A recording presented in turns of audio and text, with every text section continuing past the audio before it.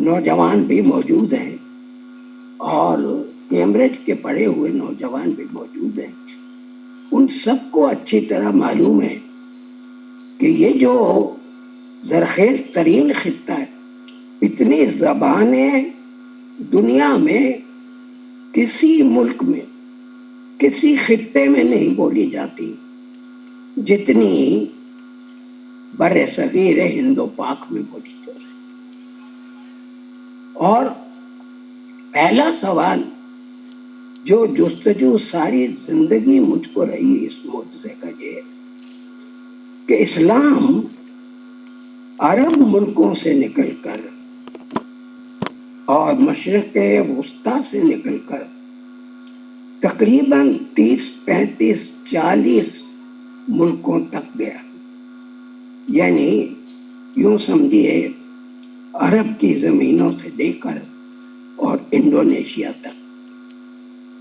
کرۂ ارض کو دیکھیے، یہ اس زمین کا تقریباً آدھا حصہ ہے، لیکن کہیں عربی فارسی کے اثرات تو ہر جگہ پڑے، اس میں تو کوئی شک نہیں، لیکن کہیں پر ایک نئی زبان اردو جیسی، اس کی شیرینی، اس کی گلاوٹ، جس میں عربی کا جاؤ شکو ہو جاؤ جمال بھی ہے، جس میں فارسی کی لطافت اور شائستگی بھی ہے، اور جس میں ہماری اپنی مٹی کی گلاوٹ، رس، خوشبو اور سلاست و روانی بھی ہے، وہی جو یہاں کے دریاؤں کے پانی میں ہے.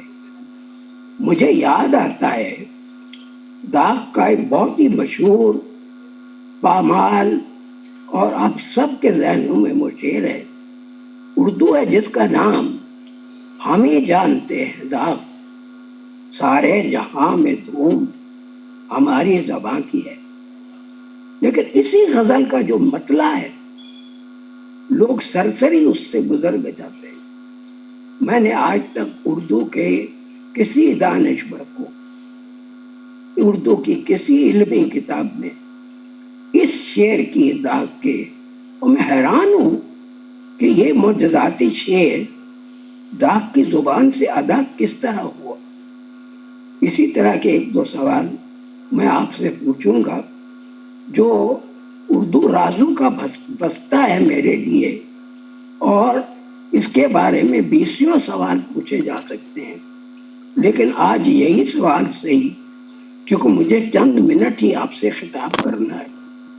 اور مطلب سنیے،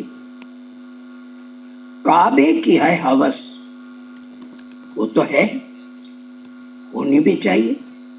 کعبے کی ہے ہوس، کبھی کوئے بتاں کی ہے مجھ کو. اور دوسرا مصرع دیکھیے جس نے شعر کو شعر کہاں سے کہاں لے گیا، اور داغ جیسا شاعر شوخی شرارت کا اور چھیڑ چھاڑ کا، وہ ایسا شعر جو روح میں اتر جاتا ہے اور جو اردو کے معجزے کو چھو لیتا ہے. کعبے کی ہے ہوس، کبھی کوئے بتاں کی ہے مجھ کو نہیں خبر، میری مٹی کہاں کی ہے. بتائیے، اردو پوچھ رہی ہے آپ سے، مجھ کو نہیں خبر میری مٹی کہاں کی ہے. وادی سندھ کی، جہاں دراوڑی زبانیں بولی جاتی تھی، مہنجو دڑو کی، جس کی تحریریں آج تک پڑھی نہیں جاتی.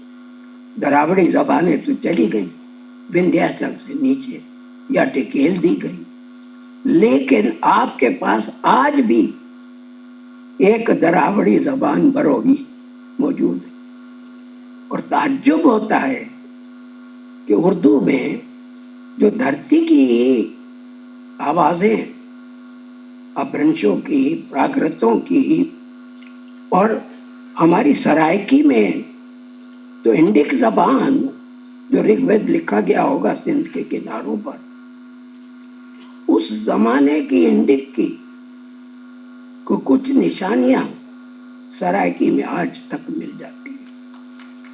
और उर्दू में जिस तरह से अरबी फारसी के मुस्तआर अल्फाज और वादी गंगो जमन की मिट्टी के धरती के अल्फाज घुल मिल गए, शीर और शक्कर हो गए और नई ज़बान बन गई।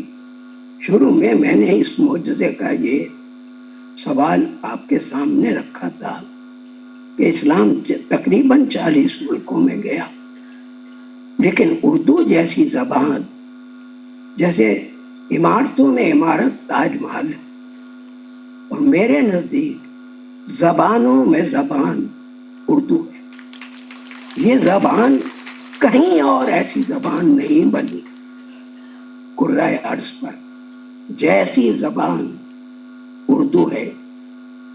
और आप ये देखिए, मैं एक दो अशार मज़ीद पर इक्तफ़ा करूँगा और उसके बाद अपनी बात को सम अप करूँगा और आपके लिए छोड़ूंगा कि आप किस तरह इस मोजज़े को खोलते हैं।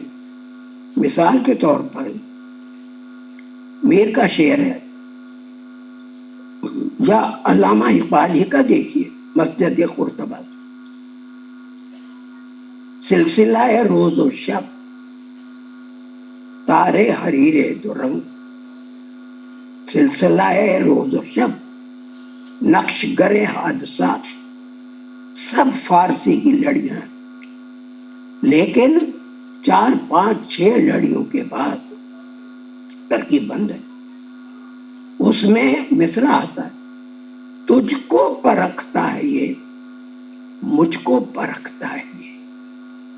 और ये जो ज़मीनी धरती के लफ्ज़ हैं, जिनको मैं जड़ों के लफ्ज़ कहूँगा, और अरबी फारसी के लफ्ज़ों को जो बाहर से आए और मुस्तआर लफ्ज़ कहूँगा, जिनका असर कबूल किया इस मिट्टी ने, तो अल्लामा के यहाँ जिस तरह ये मिसरा आया है, तुझको परखता है ये, मुझको परखता है ये।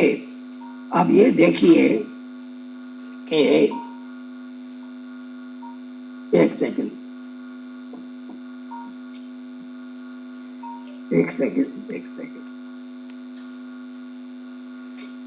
और तुझको परखता है ये, मुझको परखता है ये परखना में खा की आवाज और मुझ में जा की आवाज, ये सारी की सारी हकार आवाजें और सारी की सारी दो चश्मी आवाजें, और ये किस तरह से अरबी फारसी के लफ्जों के साथ घुल मिल गई हैं और इन्होंने एक जबान उर्दू के नाम से, जिसकी शीरीनी और घुलावट का जवाब नहीं।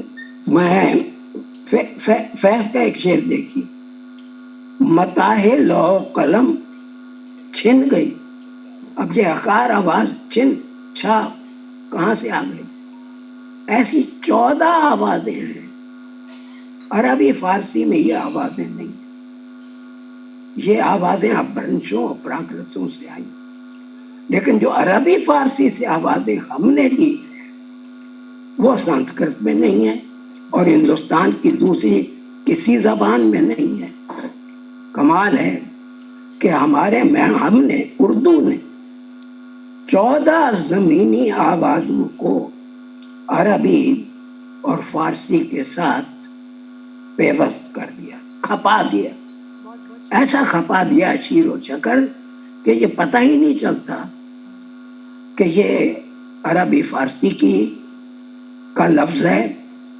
घुल मिल गए और अब तो ऐसे सब लफ्ज उर्दू के साथ जो बीती है हिंदुस्तान में वो तो आपको मालूम ही है।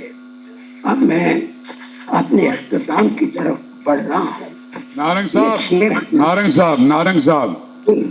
साहब, मैं अहमद शाह अर्ज कर रहा हूँ और बहुत शानदार आपने गुफ्तगू की। हमारे पास वक्त की तंगी है क्लोजिंग पे आपको लेंगे भरपूर तालियां नारंग साहब के लिए एक मिनट दे दीजिए, एक मिनट दे दीजिए। बहुत बहुत शुक्रिया जनाब गोपी चंद नारंग साहब हमारे साथ हिंदुस्तान से ऑनलाइन थे। और अब जो हमारे अगले की नोट स्पीकर हैं वो बहुत मारूफ इल्मी और अदबी शख्सियत हैं। पाकिस्तान स्टडीज़ में आपका बहुत काम है, बहुत सारी किताबों के मुसन्निफ़ हैं, डायरेक्टर हैं institute of historical and social research. Doctor Jafar Ahmad sahab से गुजारिश करूंगी तशरीफ़ लाएं और अपना किलीदी मकाला पेश फरमाएं। डॉक्टर जाफ़र अहमद।